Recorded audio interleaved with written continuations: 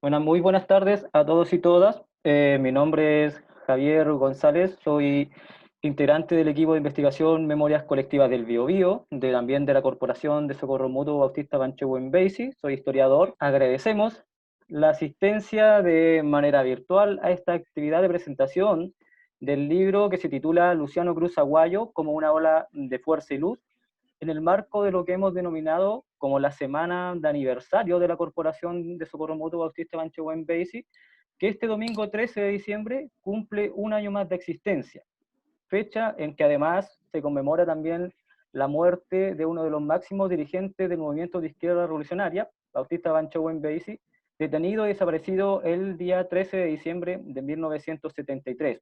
También compañero Bauchi de Luciano Cruz, de quien vamos a estar hablando hoy.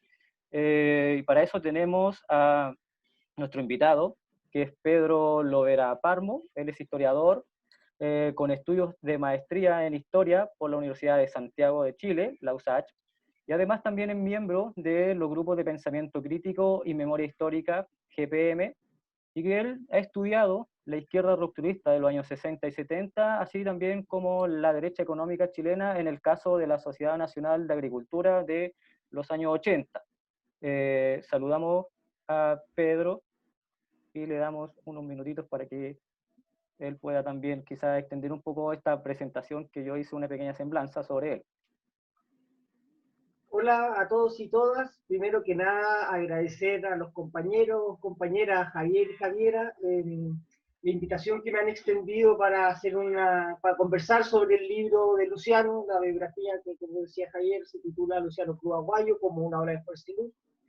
Eh, Agradecer además que me hayan invitado o que esto haya coincidido en el marco de un nuevo aniversario de la Corporación de Socorro Mutuo Bautista Panchehuen Basi.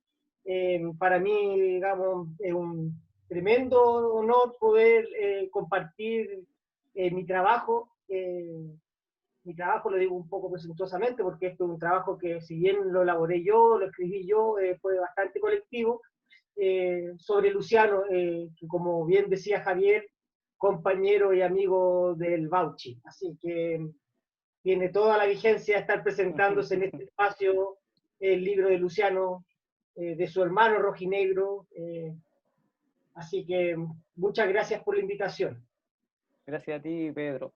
También estamos con Javiera, Javiera Catalán, que ella es licenciada en Ciencias Políticas y Administrativas de la UDEC y también es integrante de la Corporación de Socorro Mutuo Bautista Panchehuen Basi, quien también va a estar junto conmigo.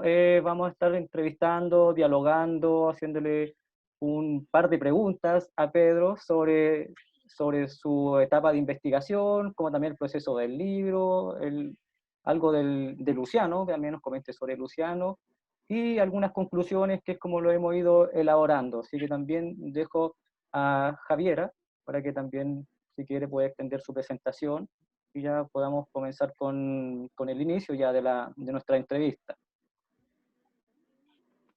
Buenas tardes a todos y todas. Contar un poco que estamos, como decían mi compañero y Pedro también reconocía, el aniversario de la Mutual Bautista Panchehuen, que igual, para introducirlo, también es una organización de la provincia de Concepción que trabaja por la memoria histórica y la defensa de derechos humanos, defendiendo algunos sitios de memoria, conmemorando fechas que son relevantes dentro de la región y levantando también el nombre y la historia de muchos compañeros y compañeras que dieron sus vidas y lucharon durante mucho tiempo por el cambio de sociedad, sobre todo quienes eran exmilitantes del movimiento de izquierda revolucionaria MIR, entre los que se encuentra Luciano Cruz. Por eso hacemos esta presentación hoy día con un libro que está nuevecito, que escribió Pedro, y antes de entrar a la figura de Luciano Cruz, nos gustaría que Pedro nos contara un poco como tus inicios de investigador. ¿Cuál es el interés por realizar esta labor, por reconocer ciertas figuras históricas? ¿Cuál fue la motivación con el libro? ¿Por qué Luciano? Así que te damos la palabra. Muchas gracias. Cuando hablo de la principal motivación para haber escrito sobre Luciano, más que académica, si bien lo hago bajo los métodos y la rigurosidad historiográfica, trabajo el libro de esa manera, se encuentran más bien en el ámbito de la política y de la política pura. Yo cuando, a inicio de la década del 2010, 2009, por ahí, me vinculo a una organización rojinegra, con las cuales trabajamos en escuelas de educación popular. Entre ellos, en un tiempo tuvimos un sitio tomado que se llamaba el Bauchi, Bautista Banchú, le pusimos el Bauchi, así, a un sitio que nos habíamos tomado para levantar una biblioteca popular, que finalmente no llegó a puerto, pero que tuvimos durante bastante tiempo, y en la escuela libre, digamos, estaba esta cultura rojinegra.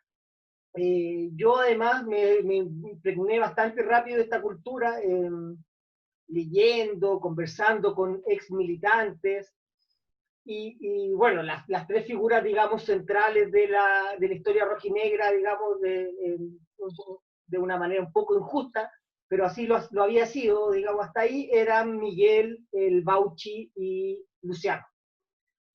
Y Luciano, yo digo, hasta cuando escribo el libro, había un manto de mitos sobre Luciano, muchos de ellos verdaderos, digamos.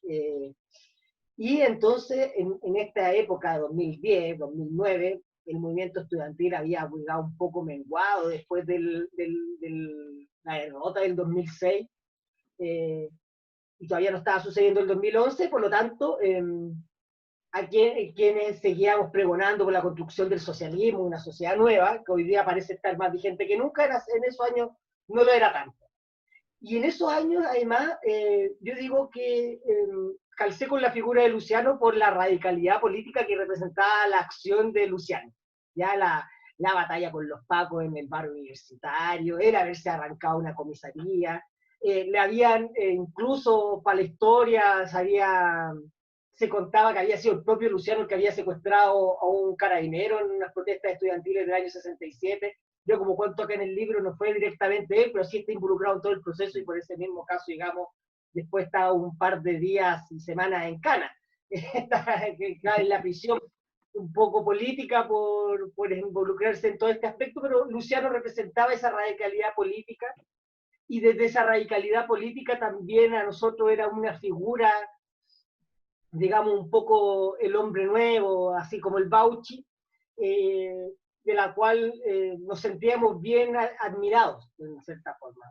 Y además eran años donde nosotros estábamos muy en nada, digamos, muy en pañales, los movimientos sociales no estaban tan activados como lo están ahora, y por lo tanto la figura de Luciano además significaba, digamos, un empujoncito para seguir construyendo, digamos, aunque no pase nada, como no pasaba tal vez mucho en el año 65, en el año 66, igual había que seguir empujando por trabajar por la revolución, y entonces la figura de Luciano era bastante fundamental en ese aspecto. Y con los años, además, ya formado como historiador, y gracias a la profesora Verónica Valdivia, formado también como investigador de manera ya un poco bastante abrupta, debido a que ella me invita a participar en su Fondesit, me voy puliendo en la labor investigativa, trabajo mi tesis de pregrado sobre el MIR del año 65 al año 73, decido ya poner, digamos, unas fichas de investigación futura sobre la figura de Luciano. Sobre Miguel ya se estaban escribiendo un par de cuestiones, habían otras tantas, documentales, un libro editado en Cuba, estaba Pedro Naranjo, habían hecho este libro de Pedro Naranjo con Mario Garcés, Julio Pinto, junto a Mauricio Má también. Entonces, había algo. Del Bauchi estábamos preparando algo además, que después salió en un libro también colectivo en Pehuen, donde escribieron la Inés Enrique, Astrid, su última compañera sentimental, bueno, yo, Marco Álvarez, Jaime Navarrete, que también trabajan conmigo en GPM. Entonces también estábamos, digamos, ahí reivindicando un poco la figura política también de Bautista. Había un libro, una investigación periodística que abordaba más bien su caso de desaparición, pero digamos la dimensión más política todavía no se había rescatado tanto, y creo que este libro había reivindicado un poco eso. Y sin embargo, la figura más central, más relevante del MIR de los años 60 seguía estando ahí, no tocada, un poco, yo lo digo, como en el olvido, Después podemos profundizar cuáles son las razones de ese olvido, pero ahí estaba Luciano sin que nadie se acordara mucho, aparecía los 14, 15 de agosto un artículo recordando su muerte, en Conce tengo entendido que, a diferencia de Santiago, había sido un rescate mayor, pero todavía no caí en la sistematicidad de haber rescatado su vida, digamos, ponderadamente, y por lo tanto voy siempre mirando en hacer un trabajo sobre Luciano. Y cuando termino mis estudios de maestría y en la Universidad de Santiago, su programa del Magíster de Historia, tengo un tiempo y decido ya embarcarme de lleno a rescatar esta figura y ahí las motivaciones, digamos, ya para cerrar esta pregunta, por cuáles yo llego a investigar a Luciano. Pedro, y ahí, bueno, nos mencionas también de tu labor ahí de profesión de historiador. ¿Nos puedes hablar un poco de esa labor que tenemos los historiadores y cómo esa labor también se va involucrando en el mundo de la escritura? Tú nos estabas comentando recién de que en ese libro sobre el Bauchi, que salió hace un par de años atrás, tú también escribiste un capítulo. Entonces, ¿cómo a través de la labor de historiador, de tu profesión, te vas vinculando con el tema de la escritura? Que nos comente un poco sobre eso. Mi maestra historiográfica, que es la profesora Verónica Valdía, me decía, la escritura es siempre mejor. La escritura es un ejercicio que uno va puliendo día a día. Y mientras más escriba, mejor va a ir escribiendo. Y creo que tenía mucha razón. Uno cuando empieza a investigar, le cuesta un poco tirarse al papel, en este caso ya no al papel, sino a la virtualidad de un computador. Sí. Y costaba un poco, sin embargo, ya con la tesis de pregrado, digamos, fui soltando la pluma. Después mis investigaciones sobre la derecha económica, sobre la Sociedad Nacional de Agricultura, en el caso de mi magíster, dieron caso también a una tesis de maestría, y yo ya la verdad es que me sentía con la escritura bien afinada ya al momento de desarrollar este libro. Así que, claro, tú dices, el trabajo de escritura es inseparable de la labor investigativa, es decir, para que las investigaciones tengan un resultado concreto, materializado, deben escribirse. Por supuesto, estas instancias, como este conversatorio, son cuestiones que a la vez son complementarias de estas investigaciones, pero sin embargo nunca se alcanza la profundidad que uno alcanza con la escritura, donde puede, digamos, citar los autores con los que uno está debatiendo en determinado tema, o mostrar ahí mismo cuáles son los autores que uno podría revisar para profundizar sobre determinado tema también.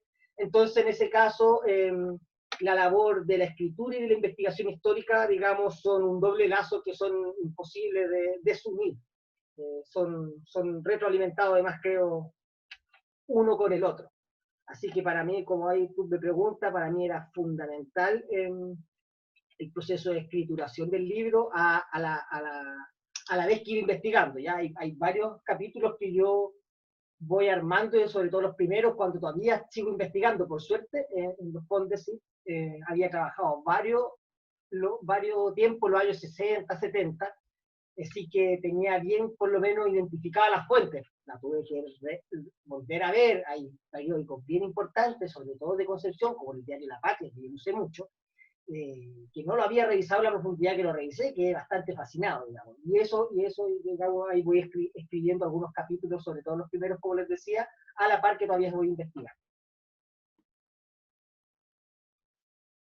Y dentro de esa labor investigativa, bueno, la figura de Luciano está territorializada en Concepción, dentro de lo que fue tu estudio en el Enrique Molina, que comentas un poco en el libro, en la Universidad de Concepción. ¿Cómo fue aterrizar en Concepción para ti? Bueno, ¿Cómo de hecho, como yo pongo ahí, pongo la presentación, la introducción del texto, también en la pequeña presentación que hay al comienzo, que es la mía y no la de Marco, los agradecimientos, yo cuento un poco, y cuento efectivamente como un gran paso, decía, ya terminaban mis entrevistas capitalinas, ya había identificado varios personajes que habían estado con Luciano acá, entre ellos Enrico García, otros personajes que eran del mundo de Concepción, pero que por cuestiones de la vida hoy día viven acá, como la Sandra Judith, que era compañera de Luciano Sentimental, de la Universidad de Concepción, había llegado el momento trascendental y para mí uno de los más importantes de la investigación, que era viajar a Concepción. Y viajar a Concepción a entrevistar a ciertas personas con las cuales yo ya me había comunicado. Lo pongo un poco en tono de broma, pero en verdad es bastante serio cuando digo que la primera persona con la que me encuentro, yo que había estudiado la historia del MIR, era alguien que me parecía a esta altura, sin, digamos, ánimo de exagerar, era una leyenda viviente de la fila rojinegra, que es don Pedro Enrique, don Pedro Enrique Barra, si no me equivoco, Barra, el sí. segundo. Barra. Mutualista también. y bueno, fue impresionante, nos juntamos en un café en el centro, no estábamos en tiempos pandémicos, fue la primera persona que yo llego al terminal y había de hecho tomado el bus ese día en la mañana, nos habíamos juntado como a las 3:30 de la tarde, entonces tenía todo planificado para llegar bien a esa reunión, llegué como con media anticipación, un poco nervioso, porque yo conocía mucho la figura de don Pedro Enrique, que además ya para el tiempo, los 60, 70, era una especie de padre para algunos. Yo creo que para Luciano lo veía un poco como una figura paternal a don Pedro. Entonces, con bastante nervio, pero me logro juntar con don Pedro. Un contacto que había surgido aquí a raíz de también otro personaje que vive en Santiago, pero profundamente penquista, como era el Juan Patula Saavedra, quien había trabajado durante largos años con don Pedro en temas de abogacía, entonces me consiguió el contacto, nos pusimos en contacto y nos logramos. Entonces, ya estaba entrando en terreno, digamos, minado. En tema, yo iba a Concepción, digamos, para empaparme un poco. Yo había ido varias veces a Concepción, conocía bien más o menos bien la ciudad, la universidad, etcétera, así que en ese sentido ya había hecho viajes siendo un rojinegro a Concepción, por lo tanto ya había visto calles, lugares que uno va leyendo y dice, acá era el foro, qué sé yo. Entonces mi primera entrevista fue a don Pedro. Fue bastante impresionante, como les decía. Don Pedro, tengo entendido, además trabaja con usted ahí en la Mutual, con, no está más decirlo, con una edad bastante avanzada, pero con una lucidez que cualquiera quisiera llegar a esa edad con una cabeza bastante clara, se acordaba de cuestiones. La verdad, fue bien maravilloso haberme juntado con él, la primera persona que vi. Y ya la segunda persona que fui a ver a Concepción, también militante de aquellos años, fundamental, que luego ocupará cargos bien intermedios y un poco de dirección en el partido, fue Luis Retamal, conocido como el Reta Grande, porque su hermano, también militar de la fila roja negra, era conocido como el Reta Chico. Guillermo. Pero Luis, entonces, termino la entrevista con Pedro, también tenía el número del Reta, y llamo al Reta ya para juntarnos. Y bueno, me dice, ven a mi casa, perfecto, y la conversación, digamos, Reta también, si bien había tenido algunos problemas de salud, su cabeza le funcionaba maravillosamente. Reta, como era encargado de estructura del partido, se acordaba siempre de los nombres y de los dos apellidos de los militantes siempre. Entonces siempre nombraba los dos apellidos de los militantes. Siempre me quedó bien grabado eso. Y bueno, ahí ya la hospitalidad y la buena onda no tenían parangón. Me invitó a quedarme en su casa. Me quedé ahí 2 días durmiendo en su casa mientras iba a hacer entrevistas y iba saliendo a recorrer la ciudad, digamos. Y en esos momentos también salgo a recorrer la ciudad y decido ir al Liceo Enrique Molina Garnica. Yo alguna vez lo había visto por afuera, llego, menos mal no estaba así, con poleras negras, estaba un poco más formal, me dejaron entrar. Y bueno, yo lo primero que veo es una especie de aero mural con alumnos destacados, donde estaban futbolistas, como yo soy colocolino, así que me acuerdo, estaba Arturo Sangüesa por ahí, estaban los rectores de la Chile, Enio Vivaldi, y ahí abajito los 3 miristas. Entre otros, también habían otros miristas también, pero digamos, ahí abajito estaba Miguel, Bauchi y Luciano. Y yo dije, bueno, era un colegio, digamos, institucionalmente, bueno, obviamente fueron alumnos destacados también de allí, pero me sorprendió bastante. Y me encuentro con la grata sorpresa, esto yo creo que, salvo algunas universidades muy tradicionales y algunos colegios que también conservan cierta tradición, como el Enrique Molina Garmendia, tenían un archivo histórico. Y le pregunto, entonces lo puedo revisar, sí, por supuesto, me hacen pasar una señora, eh, y podemos encontrar los libros de clase de Luciano. Bueno, ahí puede también pesquisar ciertas cuestiones de las cuales yo tenía nociones, como era el año que había llegado al Enrique Molina Garmendia. Quisiera extender un saludo a Silvia Toro, Sepúlveda se llamaba la encargada del archivo de Enrique Molina Garmendia, y ahí revisamos, les conté un poco de qué se trataba la investigación. Y también, entonces, en esto también, yo iba con un dato también. Me habían dicho que en Conce, además, no solo vivía cercano a Conce, cerca de Coronel, vivía no solo el mejor amigo de Luciano, sino además la persona con la mejor memoria que había en el MIR. Y decía, bueno, ahí con el argentino una exageración, no sé. Sin embargo, llego a la universidad, ahí trabajaba en Solamura, de quien le estoy hablando, y llego a verlo a la universidad. Nos coordinamos, ven acá, estoy trabajando hasta esta hora, llegué tempranito, tenía 2 entrevistas agendadas para ese día, iba como por una semana, entonces estaba con un ritmo de entrevistas, entrevistando todos los días, todo el día, y después ya en la noche llegaba a descansar.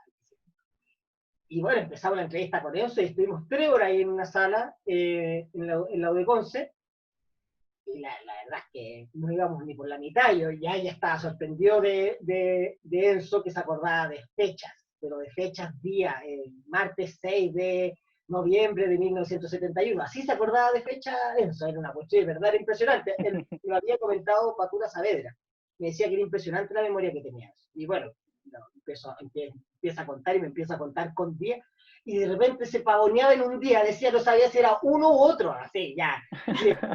Ese detalle fue bastante fructífero, porque después yo volví a Santiago, volví a la Biblioteca Nacional a revisar por día los diarios que me había dicho, y calzaba. Era verdaderamente impresionante. Y ese mismo día tenía una entrevista, quería que también me dieran una mirada un poco externa sobre Luciano. Y yo estaba entrevistando a puros compañeros de él de las filas del MIR, por lo tanto también decidí contactar a don Manuel Rodríguez, militante histórico del Partido Socialista, que si no me equivoco se ha salido hace un par de meses, pero que estuvo toda su vida en el PS. Y don Manuel me daba una figura un poco más externa de Luciano. Tuvimos que entonces suspender la entrevista con Enzo, que yo creo que llevamos 3 horas, pero no habíamos abordado ni siquiera el 10% de lo que yo le quería preguntar. Y Enzo me dice, no hay problema, antes de mañana para mi casa. Yo le dije, ya, perfecto, fui. Entonces fui a hacer la entrevista con don Manuel, y don Manuel me entrega, como les decía, esta visión un poco más externa de Luciano, y además empiezo a corroborar ciertas cosas, de lo que se hablaba de Luciano, este misticismo, pero también esta pedagogía popular de Luciano era realmente así. Entonces me decía, los discursos de Luciano, me decía, tenían una capacidad de pedagogía popular realmente poco vista en las personas de izquierda. Eso hacía que, a diferencia de otros militantes del MIR, él, cuando fuera a los sectores populares, donde los trabajadores, no fuera rechazado, además no fuera ignorado, ni tampoco además fuera objeto de burla por su intelectualismo, sino todo lo contrario, digamos. Era una persona muy bien recibida, muy querida, que lograba calar en los sectores a los cuales se dirigía. Esto lo hacía en el ámbito estudiantil, mapuches, trabajadores urbanos o rurales. Entonces, don Manuel Rodríguez me puede dar esta mirada externa, y me sirve bastante entonces para investigación.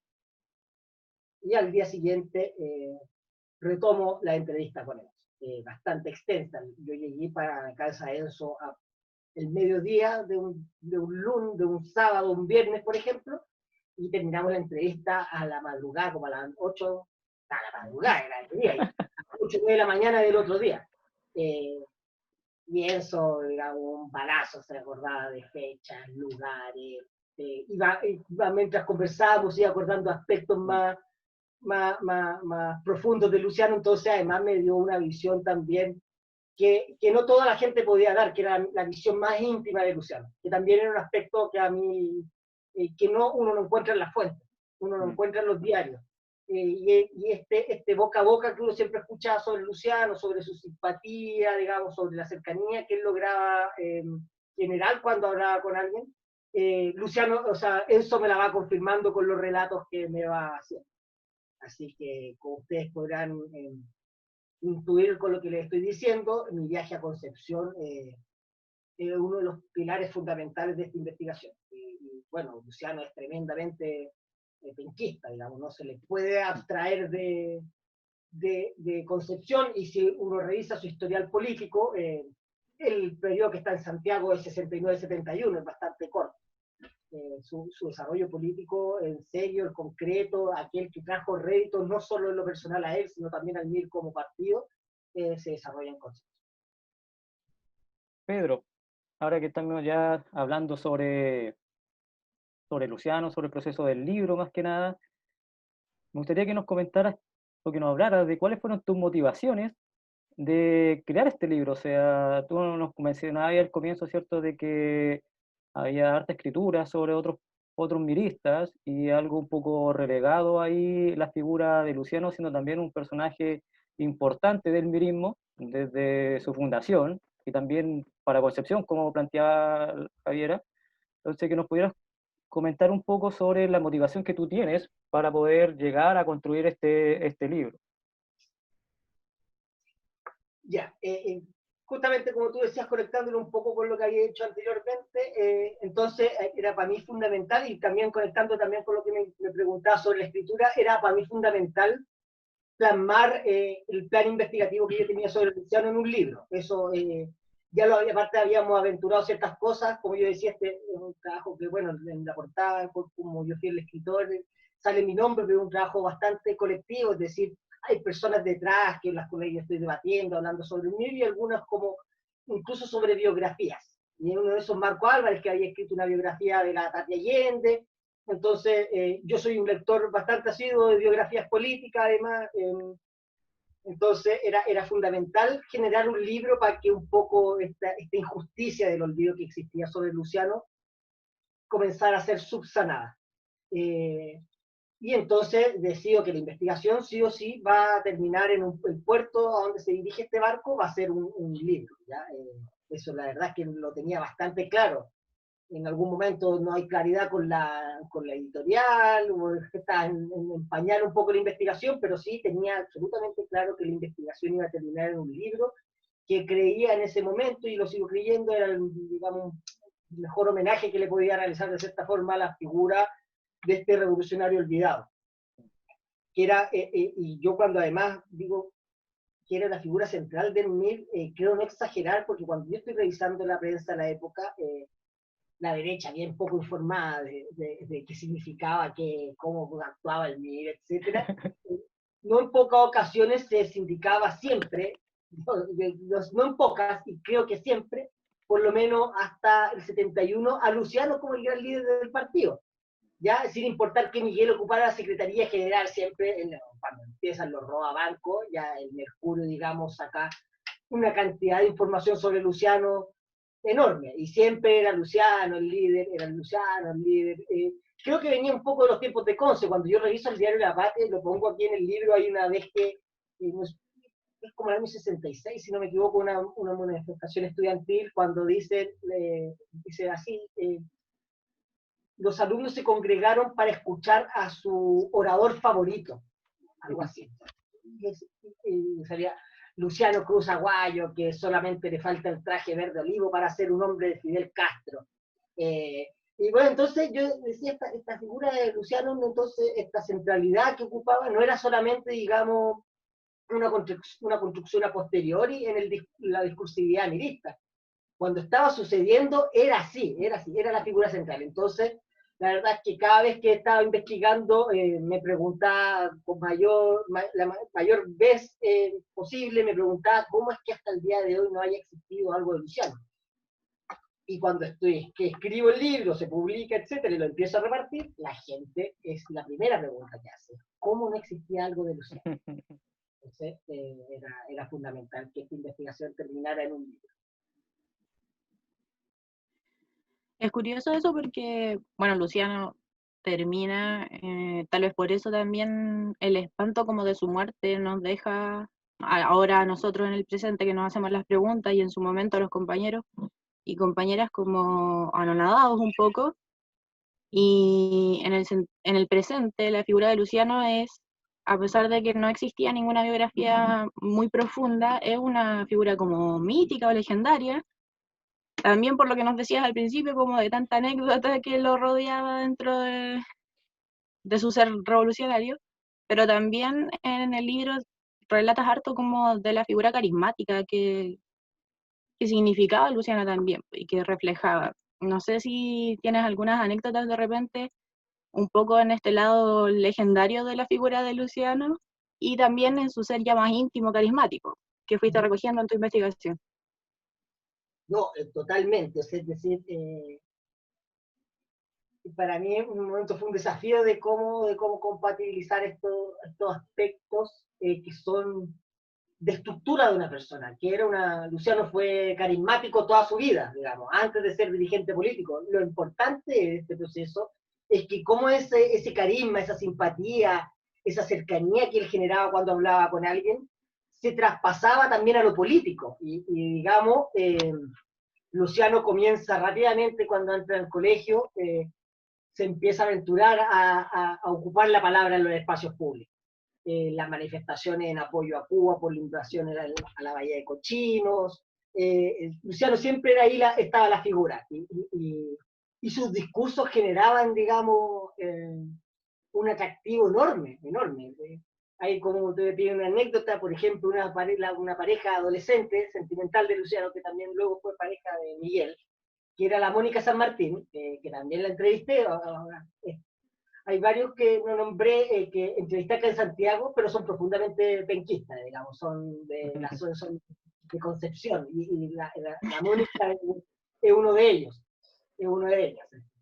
Eh, y bueno, me decía que cuando un poco seducida por Luciano dando este discurso, ella iba en el liceo experimental, ya era panorama decir, hoy van a estar los chicos del Enrique Molina Garmendia, va a estar Luciano, así que cuando da los discursos me decía, la primera vez me dice, quedo impactada, y yo lo empiezo a mirar mucho, y él ya después me empieza a mirar y me dice, en ese discurso, él ya después me está hablando a mí, o sea, se está dirigiendo en verdad como se decía en ese tiempo, a la masa, a las masas, pero yo sentía que me estaba hablando a mí, entonces generaba esa cercanía que era muy atractiva, pero atractiva tanto en hombres como mujeres, es decir, los hombres también se veían bien rodeados por esta mística que establecía Luciano en sus discursos, lo cual hacía que lo admiraran mucho. Le comentaba a Javi antes que yo había escuchado sobre Lautaro López, un milista de allá de Concepción, coronelino en verdad, y el Fernando Orellana, si no me equivoco, me comenta sobre él, pero él era un estudiante secundario en esa época, en la época de los 60, principios de los 70. Y me cuenta que cuando va Luciano, ya debe haber sido 69, 71, yo creo en verdad, ya en la Unidad Popular, porque me decía que cuando ya va Luciano para Concepción se queda en una casa, y los chicos tenían como panorama, era, hoy llegó Luciano a la ciudad, vamos a verlo a la casa, a ver si le podemos sacar un saludo, digamos, no sé, casi un dandy, un actor de cine. Tenía la pinta, varias gente me pregunta si era italiano, tenía descendencia italiana, no sé por qué surgió tanto eso de la descendencia italiana, pero que tenía la labia y la pinta de italiano. Y digamos, y todo esto se generaba yo creo, por la capacidad oratoria que tenía Luciano. Yo en un momento pongo en el libro también, por la cercanía que él generaba cuando estaba en la conversación más amena, uno a uno, o en un boliche, o en la asamblea, qué sé yo. Luciano tenía una naturalidad para la palabra. Lo pongo acá, a veces retomaba conversaciones con una naturalidad que a la gente le sorprendía, porque varias gente me dijo eso, o sea, yo un tema pendiente con Luciano, 3 días después, 3 semanas o 3 meses después, él volvía sobre el tema y decían, y era como si nunca se hubiese interrumpido la conversación. Entonces, Luciano, yo creo que aquí está su gran mérito, es haber compatibilizado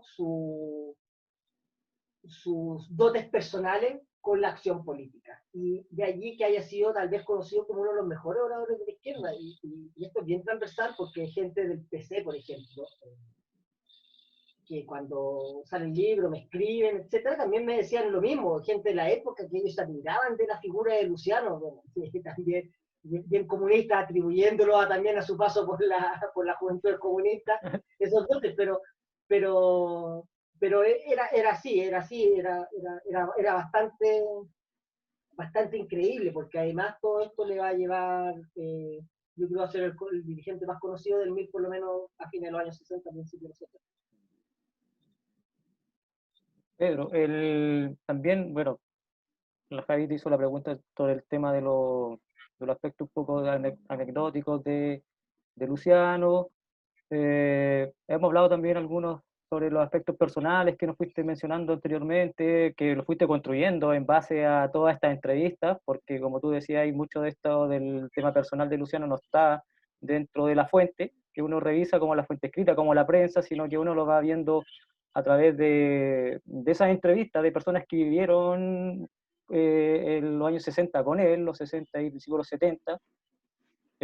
Ahora también me gustaría que nos pudiéramos centrar también un poco en lo que es el pensamiento político de Luciano, que se nos pudiese hablar de ese pensamiento que tenía Luciano y que se plasma también ahí en el MIR, y también quizás de otras anécdotas, o no anécdotas, sino que hechos que ocurren, como por ejemplo, parto con el del 67, que fue la primera presidencia estudiantil que obtiene el MIR, que fue la Universidad de Concepción, la FEC del 67, y también otros hechos que se relatan mucho en la prensa, que yo también he revisado prensa de los años 60, que se relata mucho el tema, ¿cierto?, de lo que ocurrió con el caso de Oces, que es uno, por mencionar a uno, de muchas de las acciones que había, que tú también nos comentabas al principio, que había realizado Luciano. Luciano realizó muchas acciones que también lo llevó a generar como este mito, ¿cierto?, de Luciano. Entonces, que nos pudieses comentar el pensamiento político, algo de la FEC del 67 y este tipo de acciones que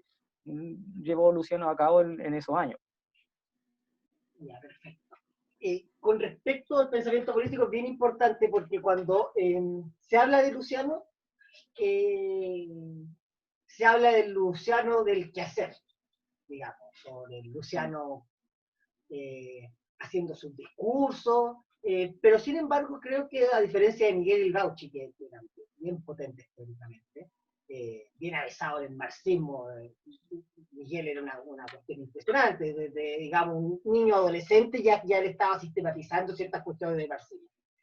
Cuando se hablaba de Luciano, sin embargo, nunca se relevaba aquel hecho. Y yo aquí creo que profundicé en ciertos aspectos de su pensamiento político, porque él, bueno, lo generaba a través de la polémica y a través principalmente del uso de la palabra. Escribió muy poco con respecto a sus demás compañeros de partido y especialmente del Secretariado Nacional y luego Comisión Política.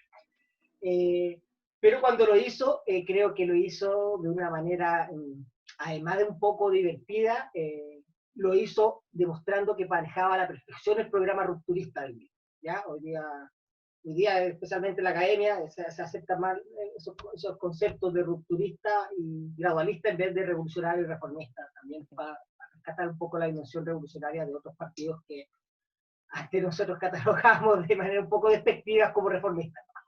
Y ellos a su vez de ultraizquierdistas. Pero para ponerlo en estos parámetros, él manejaba bastante bien el programa rupturista, el programa de la revolución del MIR, que luego, digamos, se va adaptando a los momentos, aquello no hay duda, el programa el momento de la Unidad Popular es uno de ellos.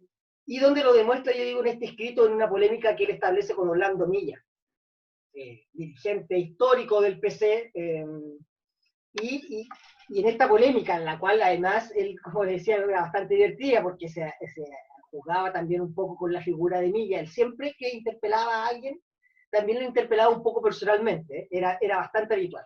En el caso de, por ejemplo, hay una anécdota, cuando yo la cuento en un pie de página del libro, pero cuando está en un foro que lo invitan a Santiago, y está en un foro con Jaime Guzmán, y Jaime Guzmán ya empezaba con sus cuestiones raras del gremialismo, de que dice algo así como, yo no represento a nadie, solo me represento a mí. Y Luciano lo primero que dice, fue su intervención, dice que fue muy corta en ese foro, pero que dejó a todos, digamos, muertos de la risa.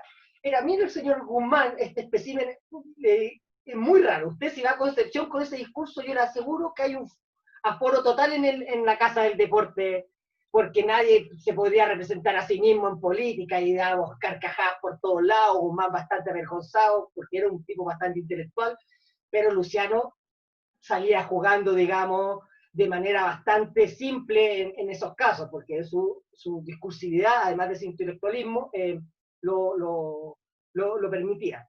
Y además Luciano también estaba bien ligado al pensamiento latinoamericano con respecto, y ahí se iba puliendo su pensamiento político. Otro de los escritos que dejó, que la verdad es que parece casi de un antropólogo, es bastante, yo lo he conversado con varios amigos y amigas, esto era bastante impresionante que estos tipos médicos se manejaran en las ciencias sociales mejor de lo que uno lo hace ahora, es decir, ahora uno ve un médico digamos, se da con una piedra en el pecho si es que el médico empieza a saber un poco de historia de Chile. Y no lo digo porque tengamos mal nivel de médicos, o sean médicos totalmente preocupados de la realidad social, pero digamos la escuela de medicina de la Universidad de Concepción era una escuela bastante politizada. Era bastante de izquierda, no es casualidad que esté Luciano, Bauchi, Miguel, pero también otro, el Reta, por ejemplo,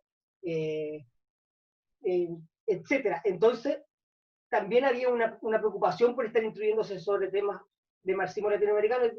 Vuelvo al escrito que hace sobre Cuba, cuando vuelve de Cuba, que lo publica en una revista de la FEC, luego se publica también por Punto Final cuando él fallece, y era bastante agudo en su análisis, ¿ya?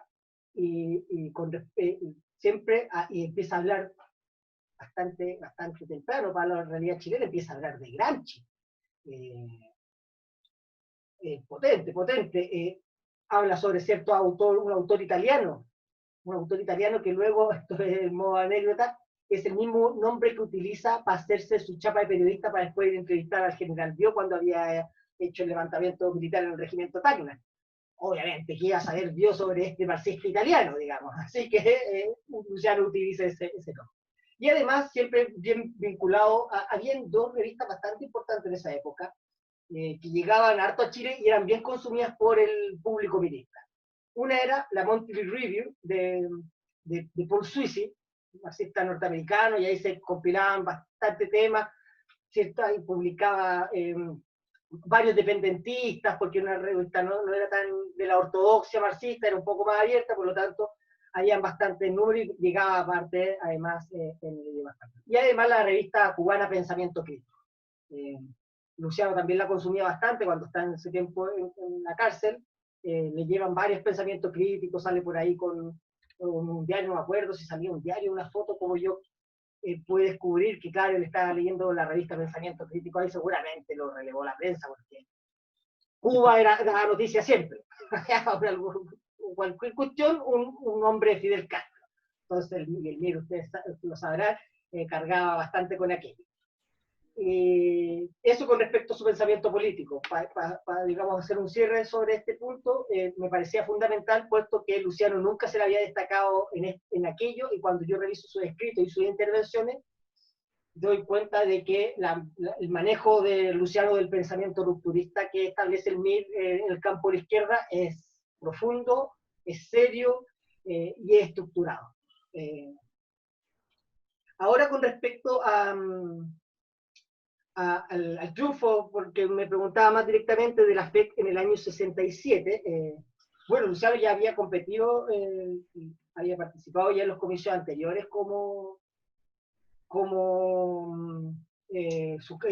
yendo al cargo de presidente de la FEC. Sin embargo, en el año 67 el movimiento estuvo. El año 66 fue bien importante también en la Universidad de Conce para lo que fue la reforma. Pero el año 67, digamos, la chispa ya incendió la pradera, y sucede este caso del secuestro al carabinero, que hizo que Luciano fue encarcelado con otro personaje que fue a dejar al carabinero, lo fueron a dejar ellos. Ya lo había secuestrado un grupo, por lo que me cuentan, de militantes socialistas.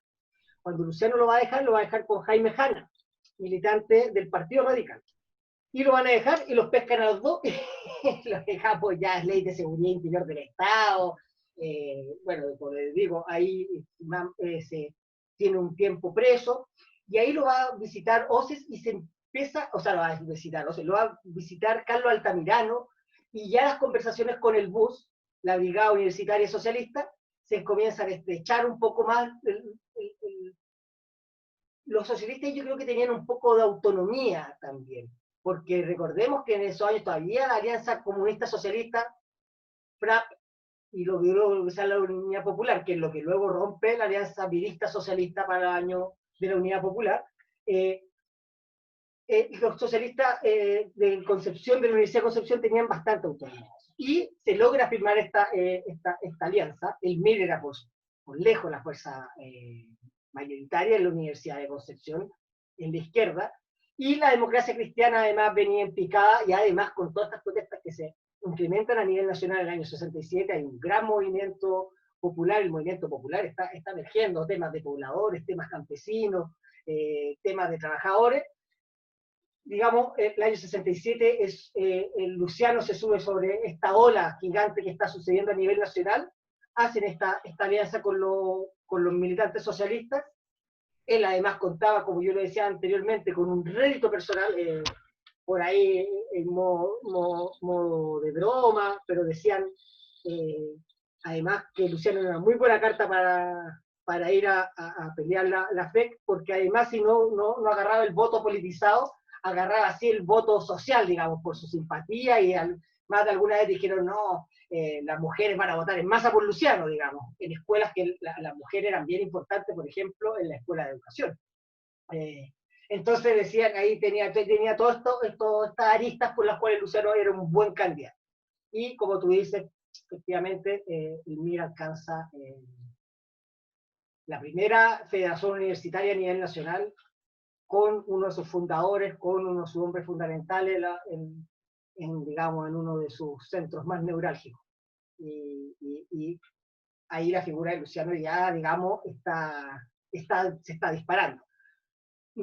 Esto sucede a fines del año 67, para que él sea presidente del año 68. El año 68, Luciano, de los aspectos técnicos, porque el año 68 se comienza la implementación de la reforma, con David Stilkin como rector, pero con el aspecto bastante movilizado, y Luciano, la verdad que para los aspectos técnicos no tenía mucho interés, era más de lo doctrinario, de lo ideológico, y el año 68 se fue a Cuba, así que se debía ir por un mes, se va por casi todo el periodo.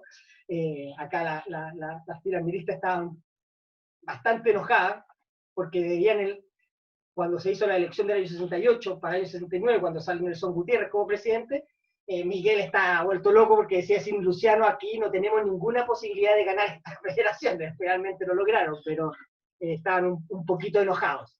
Y ya el año 69 él retorna, y estoy haciendo este paso para hablar de este caso bastante particular, y Luciano ya llega de Cuba un poco más con la idea ya de implementar aquello que estaba en el papel, era el inicio de la lucha armada.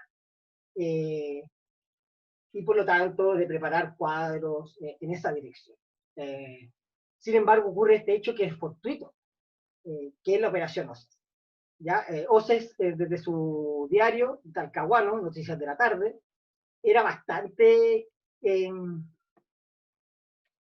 cizañero para atacar al libro. ¿Ya?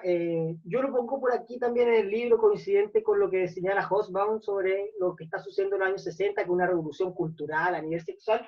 Luciano representaba mucho aquello. Llega la píldora anticonceptiva en aquellos años, ya el sexo no solamente por procreación, sino también por disfrute personal.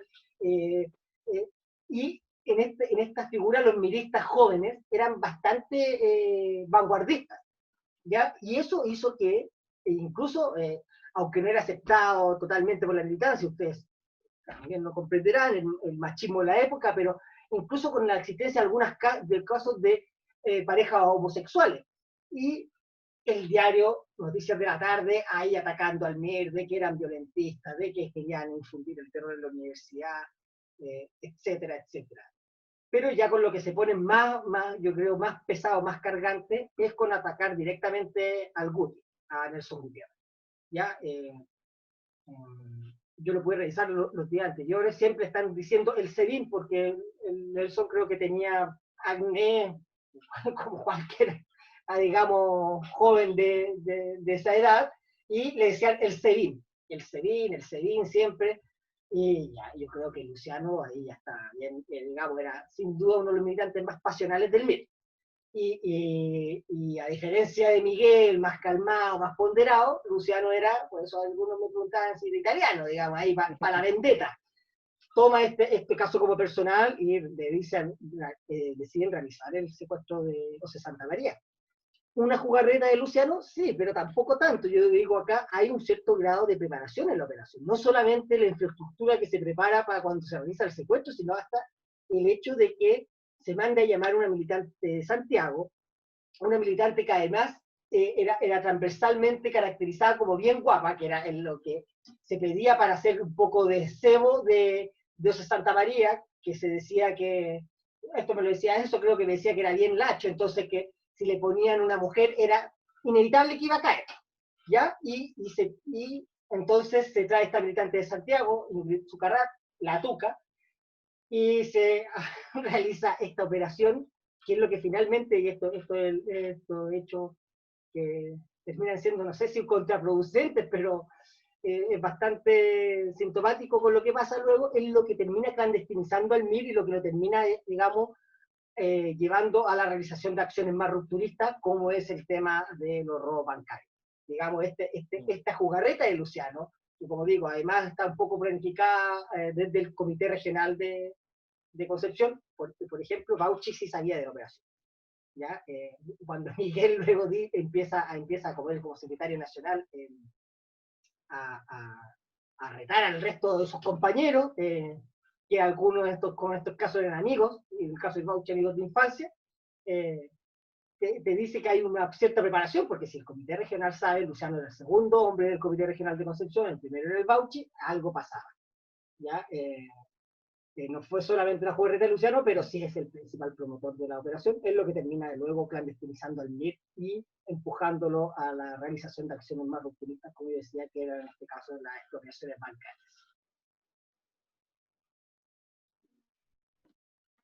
Oye, dentro de esto que nos comentabas, como ya estas figuras como Bauti, como Miguel, como Luciano, que claro, son estudiantes de ciencias médicas, pero que son bastante politizados y en un contexto bastante social también.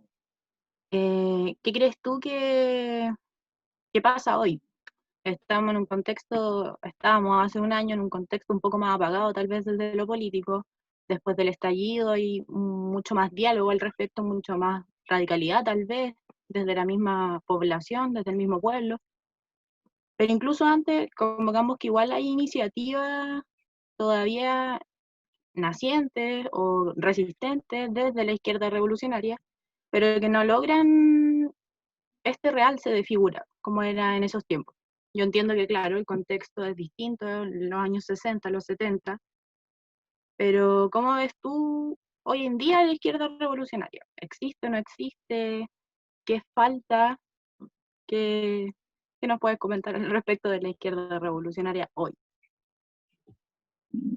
Ese es yo creo que si pudiésemos asemejarlo a algo más a la izquierda revolucionaria, yo creo que sería algo así como la izquierda revolucionaria pre-MIR, ¿ya? Con la proliferación de grupos, orgánicas, colectivos, etc. Cuales todos hemos contribuido a eso. Un amigo por ahí me decía como talla, uno pesca 3 letras del abecedario, ponle en cualquier orden y no todos los piños políticos que hay de la izquierda revolucionaria en Chile en el momento actual, digamos. Y creo que eso no se ha subsanado del todo. Por ejemplo, es ver la cantidad de grupos que se reivindican la cultura rojinegra, el milismo, la cantidad de grupos que hay de ellos. Obviamente alimentado también por el quiebre de los 80, pero ya cada vez menos, ya no sé si alguien ahí los vivistas se reconozcan como gutierristas, pascalistas, o con el Nancho Aguiló, con el MIR Comisión Militar. No, creo que eso ya se dejó atrás los 80, 90, si bien hasta los 2000 todavía varios arrastrábamos aquella configuración. no creo que hoy día sea tan relevante. Hoy día creo que el gran problema de la izquierda revolucionaria es su dispersión, sin lugar a dudas, pero también la carencia de un programa de la revolución. Aquello que el MIR, digamos, pudo lograr, yo creo, es ello, es la elaboración de un programa para la revolución en Chile, no solamente asentada en una caracterización que uno hasta el día de hoy puede indicar si en verdad el país era capitalista, como decía Lucho Vitale, o como decían los comunistas, era feudalismo, etc. Había una caracterización y había un programa para hacer la revolución. Y nosotros hoy día, no solamente la izquierda revolucionaria, yo creo la izquierda, incluso la gradualista, la reformista, y esta izquierda que ahora emergió, que yo creo que hay una izquierda media liberal además, carece de la elaboración de un programa político de transformación. Bueno, por supuesto, yo creo que la izquierda liberal tal vez no sea su preocupación, pero sí para nosotros las revolucionarias sí debería ser una preocupación central la elaboración de un nuevo programa político, y eso no creo que estemos avanzando mucho en eso. No sé si afortunadamente o desgraciadamente el tema de la constituyente desvía un poco las discusiones a aquellos aspectos más centrales de la institucionalidad política, pero todavía nos queda pendiente la elaboración de un programa político. Y esa visión proyectual es la que tenía el MIR en aquella época, y no solo el MIR, sino también la izquierda gradualista y tradicional. No está más de más recordar que, de hecho, el programa del MIR, dentro de las reconfiguraciones y la adaptabilidad que debe tener un programa de la revolución, yo no creo que sea un dogma, un ladrillo que cae ahí, sino que tiene que dialogar, y ahí está la dialéctica, digamos, tiene que dialogar con su contexto. El MIR logra adaptar el programa de la revolución en el tiempo de la Unidad Popular, cuando uno pensaría que el MIR ya llegaron los sectores gradualistas al poder, el MIR no tenía ninguna función más, es justamente lo contrario, es ahí donde el MIR comienza a crecer, es ahí donde el MIR se transforma en un movimiento nacional y popular. Y lo hace además radicalizando el programa de la Unidad Popular, eso es bastante fundamental, poniendo un protagonismo popular, pero radicalizando su programa. La Unidad Popular decía, por ejemplo, hay que nacionalizar, estatizar o pasar a la área de propiedad social cierta cantidad de empresas, y eran grandes empresas, y ahí estaba el MIR cuestionando el derecho a propiedad de incluso empresas más medianas. La Unidad Popular señalaba que lo que era expropiable para el tema de la reforma agraria eran 80 hectáreas de riego básico, el MIR 40 hectáreas de riego básico, pero siempre dialogando con el movimiento popular. Y yo creo que justamente ahí no es casualidad que el MIR haya aprendido, digamos, de cierta forma, más en los pobladores y en el tema de los campesinos mapuches, pues, Jaime Navarrete, ahí un compañero mío que trabaja el tema del cautinazo, etcétera, que en el movimiento obrero. Un movimiento obrero que era más peticionista, que tenía una trayectoria más institucionalizada, incluso con este pacto que se realiza a fines de los años 30, principios de los 40, y estos nuevos movimientos sociales como el de pobladores y el campesino además indígena, estaba totalmente relegado y por lo tanto era fermento para una acción política más radical y que además los situó a ellos como sujetos protagónicos.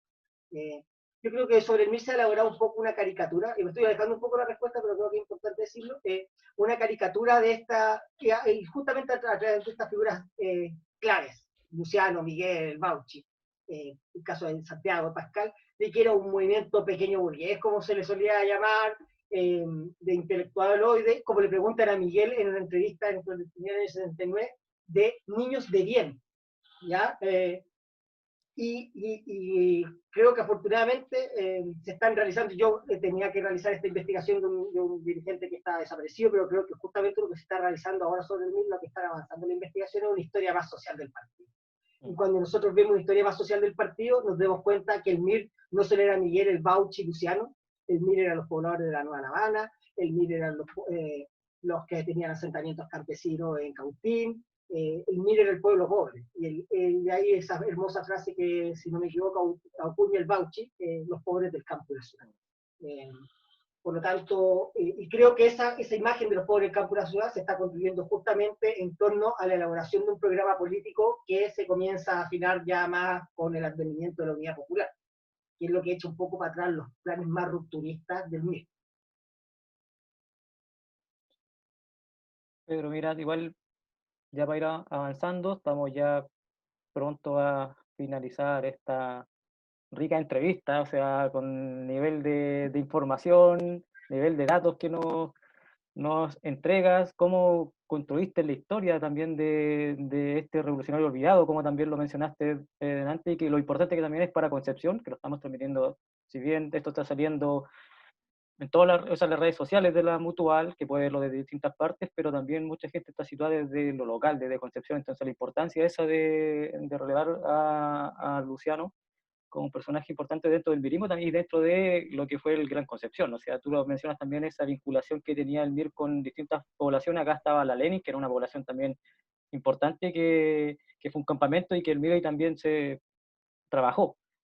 Ahora la pregunta es, como todo esto que tú mencionabas sobre que hay también esta especie como del mito sobre Luciano que tú has podido ir aterrizando a través de tu investigación, también ahí existe un mito hasta de su muerte.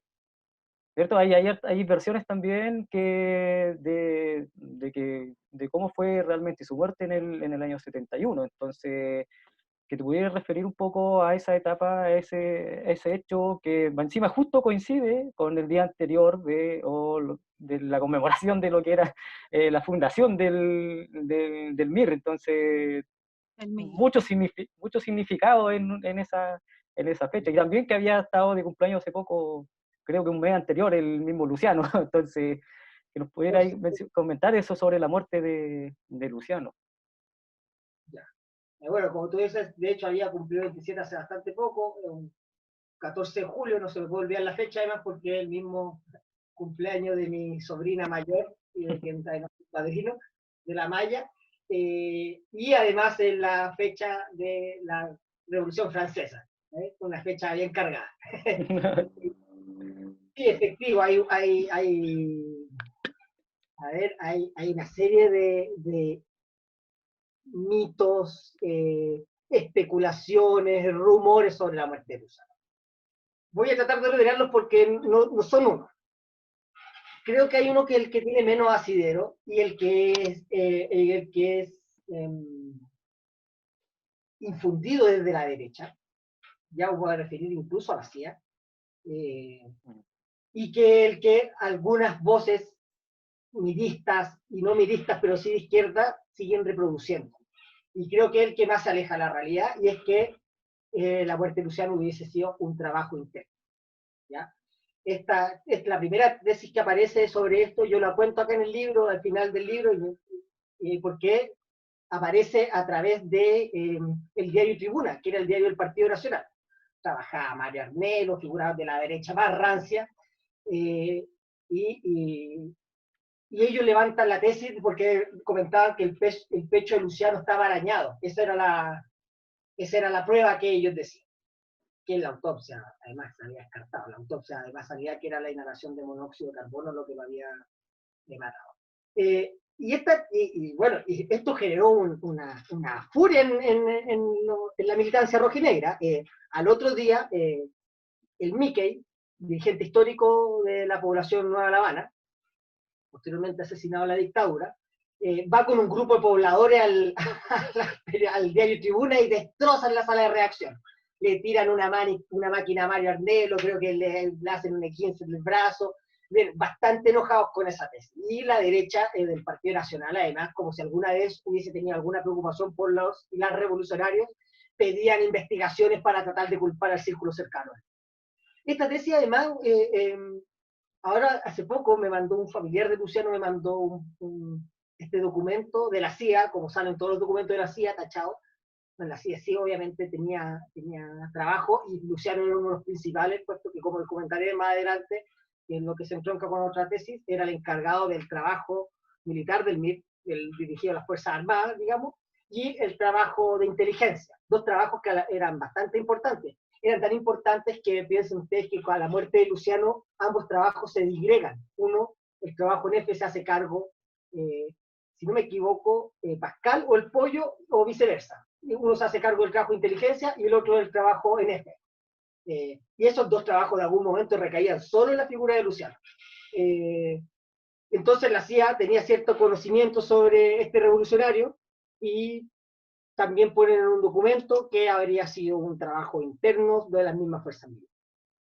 Sin embargo, si uno mira la historia del MIR, y tal vez algo de eso puede haber en los 80 con casos de aquellos que porotearon, el poroteo era el sateo, digamos, para los aparatos represivos de la dictadura, a tratar de ajusticiar a algún militante. No se mató ni siquiera a la flaca Alejandra, no sé si por lo que la encontraron o otro motivo, digamos, pero el MIR, a diferencia, no sé, de la historia del PQ, del Partido Comunista de la Unión Soviética, no tiene casos de asesinato entre militantes, y además es bastante incongruente, yo creo, esta tesis, porque Luciano no representaba ninguna tendencia al interior del partido. ¿Ya? Cuando Lucho Vitale trata de enfrentar un poco a Miguel con Luciano y dice que Luciano y el Bauchi se le habían acercado a él, Luciano escribe también unos pocos documentos que dejó escrito, una carta al partido diciendo que, digamos, ellos estaban bastante homogenizados en la táctica y la estrategia, por lo tanto, y uno ve el año 71, 70, durante la Unidad Popular, y yo no encuentro por lo menos atisbos de que unos quisieran ir por una dirección y otros por otra. Digamos, de forma bastante homogénea, decidieron no entrar a la Unidad Popular, por ejemplo, seguir con su independencia como partido, lo que les permitía, como decía anteriormente, radicalizar el programa de la Unidad Popular, y por lo tanto creo que esa tesis es levantada por los sectores de derecha y con cierto eco en algunos sectores de izquierda que hasta el día de hoy la reproducen de forma bastante acrítica. Entre ellos una investigación que no recuerdo los nombres de los periodistas que la escriben, pero ponen también eso, que es en el libro Presencia Libertaria o Presencia Anarquista y Presencia Libertaria en Chile, un libro publicado por la editorial RIL, no recuerdo bien el nombre, pero era algo así, que también ponían esa tesis. Y ya la segunda tesis, que digamos puede ser tiene más un nivel mayor de coherencia, era de que haya sido asesinado por los aparatos represivos. Como les decía anteriormente, Luciano dirigía el aparato de inteligencia del MIR y el aparato de infiltración a las Fuerzas Armadas, de trabajo político más bien a las Fuerzas Armadas. Y en ese sentido, por ahí tal vez hay una especulación mayor. No sé, recordar, obviamente que Luciano era hijo de militar, pero tampoco hay pruebas fehacientes que nos pueden indicar aquello. Yo siempre me pregunté por qué el día del discurso de Luciano, a un año, o sea, a un día de la muerte de Luciano, en el discurso de Miguel revelara no solamente la chapa de Luciano, que era Juan Carlos, sino que además la función que cumplía. Yo decía, esto era bien escandaloso, digamos, es decir, que estaba ahí trabajando por infiltrar a las Fuerzas Armadas en un país hasta el día de hoy bastante leguleyo, siempre preocupados más que la esencia de las cuestiones por lo que diga una notita acá, una notita allá. Era bastante osado y no le encontraba sentido a esta revelación de Miguel de decir el trabajo que realizaba Luciano. Sin embargo, creo que ya con los años, creo que he entendido que el MIR había un poco renunciado a la idea más, tal vez que todavía se barajaba en algunos movimientos revolucionarios latinoamericanos, de la creación de la fuerza militar propia. Y estaba apostando a un quiebre clasista, a introducir un sistema clasista al interior de las Fuerzas Armadas. De allí que un año después de la muerte de Luciano se comience a agitar como política que se les dé el voto a soldados y a las clases al interior de las Fuerzas Armadas, una cuestión bastante revolucionaria porque ahí, digamos, la separación clasista que había entre oficiales y suboficiales era, digamos, tan tremenda como lo era al interior del mismo país. Entonces yo creo que por ahí va esa explicación. Pero, como les digo, yo creo que tampoco se encuentran muchas pruebas de que Luciano haya sido asesinado por los aparatos represivos, aunque, digamos, siempre está la duda de la mano de la CIA o de la derecha que pueda haber detrás de aquello.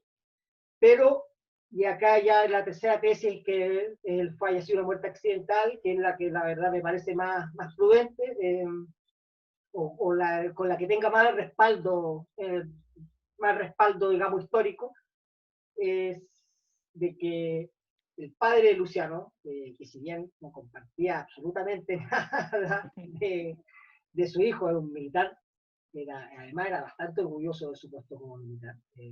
Creo que le dolió bastante que lo hayan llamado a retiro luego, digamos, un poco por las acciones de su hijo, pero que además cuando tuvo que cargar su féretro lo tiene que hacer con la bandera rojinegra ahí encima, y con todos sus compañeros y compañeras de partido.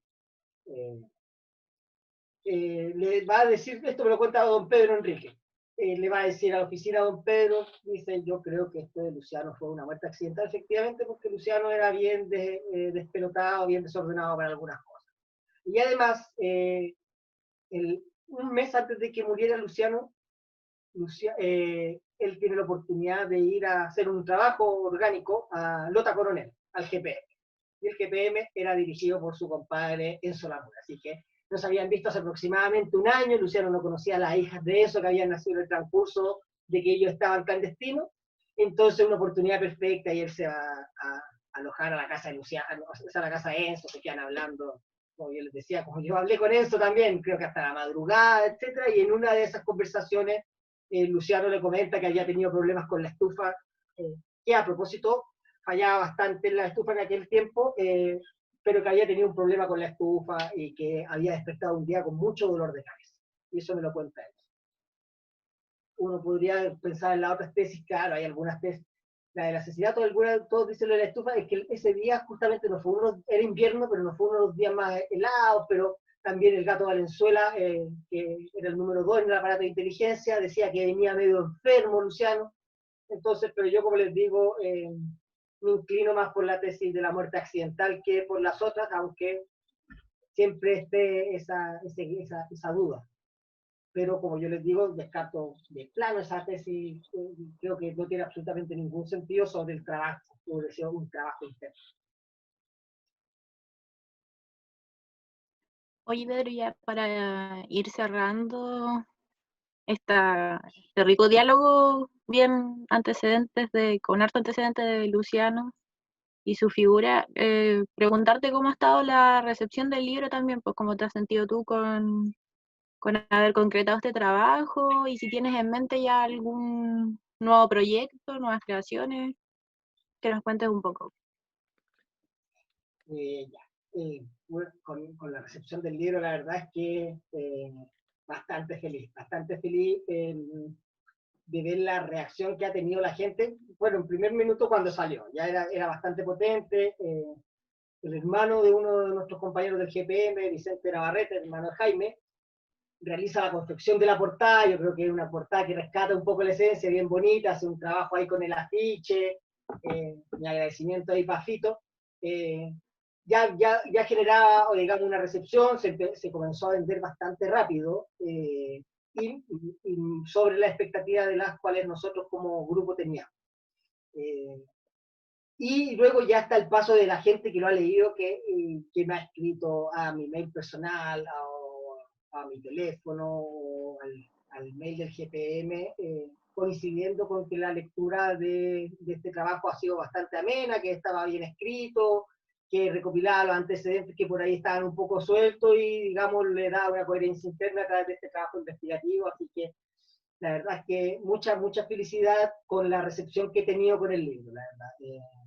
Ha sido bastante maravilloso ver a esta vieja generación de militantes del MIR, no solo de militantes del MIR, pero sí principalmente de militantes, o algunos se prefieren llamar ex militantes, otros no, que han tenido una recepción, la verdad, bastante buena con el libro y me la han transmitido, y la verdad que eso a mí me llena de felicidad, de orgullo, pero sobre todo de felicidad de poder haber contribuido a remover nuevamente nuestra memoria histórica, como dice un amigo mío, Carlos Torres, nuestra historia común. Así que bien feliz en ese sentido. Ahora, con respecto a la pregunta sobre el trabajo futuro, bueno, nosotros nos encontramos trabajando en el GPM. Aquí ahora viene estos días el lanzamiento de un nuevo libro, trabajo colectivo, que realizamos 4 editores de ahí de los grupos de pensamiento crítico y memoria histórica, sobre la revuelta chilena, con un compilado artículo donde escribimos nosotros. Así que es un trabajo ya más coyuntural, más de análisis a un año de la revuelta, y donde, como les decía, recopilamos gente de las izquierdas más variadas, incluso algunas medias liberales, hasta las más rupturistas, en una publicación en común. y trabajos ya propiamente personales míos, por el momento no lo veo porque estoy ahora este año comienzo o sea, este año que viene, el 2021, con mi doctorado. Entonces, la energía, digamos, ya más investigativa estarán dirigida a mi tesis doctoral, que, como les decía anteriormente, versa sobre los grupos hegemónicos en la ruralidad chilena, especialmente la Sociedad Nacional de Agricultura. Antes lo trabajé durante los años 80, ahora voy a emplear el marco para ver un poco qué pasó ahí con la muerte del latifundio y la creación de un nuevo empresario agrícola, una nueva figura, y entonces voy a analizar de los 60 hasta los 2000. Así que los esfuerzos más investigativos estarán dedicados a aquella tarea. Digamos, esto lo pude realizar, como les decía anteriormente, terminé el magíster y dije, ya, acá estaba con una pega fiscalizada, con un horario bastante flexible, dije, este es el momento, es ahora o nunca que tengo que realizar esta investigación, y me dediqué ahí en cuerpo y alma, y tanto que me ha pasado igual en los procesos de escrituración de trabajo, y este no fue la excepción, y digamos, se potenció más. Dormía bastante mal, soñaba con el Luciano, con lo que me habían dicho, cuando estoy escribiendo, aparte que me acostaba escribiendo, entonces el cerebro como me seguía funcionando. Es bastante satisfactorio, pero no siempre se pasa tan bien. No creo que lo pueda compatibilizar todavía con el programa de doctorado, pero ahí más adelante, de todas maneras, si va saliendo algo, y le estaré avisando. Pedro, para quienes quieran adquirir este ejemplar, ¿cómo lo pueden hacer? O sea, si nos puedes decir algún correo, a ver si lo está vendiendo en alguna parte, porque igual acá algunos preguntan si es que dónde se puede adquirir el libro, si se pueden comunicar contigo para adquirirlo, no sé, para que nos puedas contar ahí. Sí, de todas maneras, si alguien ahí, estoy en plan de abierto en Facebook, así que he estado recibiendo hartas solicitudes, me escriben por ahí, pero la forma más fácil es escribirnos al correo del GPM, que es chilegpm@gmail.com, y ahí yo les doy todos los datos de la conferencia, y el lugar para retiro, si es que son de Santiago, si no son de región, hacemos los envíos vía Starken, ahí con cargo a la persona que lo compra, pero seguimos manteniendo además el precio hasta el momento, hasta que se nos agoten estos libros, que teníamos de preventa, que es a 10 lucas. Así que todavía, digamos, está a un precio accesible con respecto al mercado de libros, y claro, seguramente más barato de lo cuando se llega a estar en librería, de lo que estará en librería. Así que, como les digo, a escribir ahí a chilegpm@gmail.com, y ahí nosotros le entregamos toda la información de cómo hacer el depósito y cómo sería el retiro si en Santiago, o cómo nosotros se lo enviamos, ahí pedimos la dirección, los números para enviarlo a registro. Sí, ahí lo dejé en el comentario también, Chile, ¿cierto? gpm@gmail.com. ¿Correcto? Bien. Pero ahí lo dejé por si alguien quiere Igual comunicarse. nosotros vamos a estar compartiendo Sí. los datos desde el Facebook de la Mutual. Y para que también ahí, si pueden, a través de la misma Mutual, lo siguen, también nosotros, como dice el Jaime, vamos a ir subiendo como los datos para que puedan adquirir un ejemplar de este libro. Así que, bueno, Pedro, te agradecemos por esta grata entrevista, este grato diálogo de mucha información, fue muy constructiva. Conocimos a un Luciano que muchas veces no teníamos tanta información sobre él, o no estaba, como decías tú al principio, no estaba tan sistematizada, y que acá pudimos conocerlo. Y esto también invita a que todos puedan leer el libro, porque acá solamente tocamos una parte de toda esa gran historia de Luciano, y quedaron muchas otras cosas fuera, que por temas de tiempo no las pudimos seguir profundizando, pero ahí está el libro para que pueda la gente adquirir este ejemplar y pueda interiorizarse más todavía, y pueda leer todavía más a profundidad sobre la historia de este revolucionario penquista. Así que te agradecemos, Pedro. No sé si quieres decir las últimas palabras, te dejamos aquí la última. Y después... Bueno, yo muy agradecido con ustedes, con la Mutual Bautista Banchowen, además porque, como les decía, no creo que no lo dije cuando estábamos hablando, pero Enzo y Pedro Enrique son militantes, son integrantes de la mutual, además. Mutualistas. Sí. Entonces, es una satisfacción, un honor que ustedes me hayan invitado a este conversatorio, así que agradecerles y también ahí al mundo milista rojinegro que los rodea, que también fueron parte de esta investigación. Y que muy agradecido por que me hayan dado la oportunidad aquí de comentar un poco sobre la vida de Luciano y la construcción del libro. Muchas gracias, Pedro. No sé si Javi quieres decir algo antes de cerrar. Nada, agradecer nuevamente a Pedro por esta entrevista, por estos antecedentes que nos entrega, bastante motivadores también, porque, como decíamos, la figura de Luciano es la primera biografía que sale y eso es súper valioso también. Y para ir cerrando también, recordar que estamos como en la semana de aniversario de la Mutual y que el domingo también vamos a tener un conversatorio con 2 compañeros exmiristas acerca de la figura de Bautista Panchowen también en una nueva conmemoración de su desaparición y muerte. El domingo 13 vamos a estar haciendo ese conversatorio. Y agradecer nuevamente, Pedro, por esta disposición a conversar. Muchas gracias, nos estamos viendo.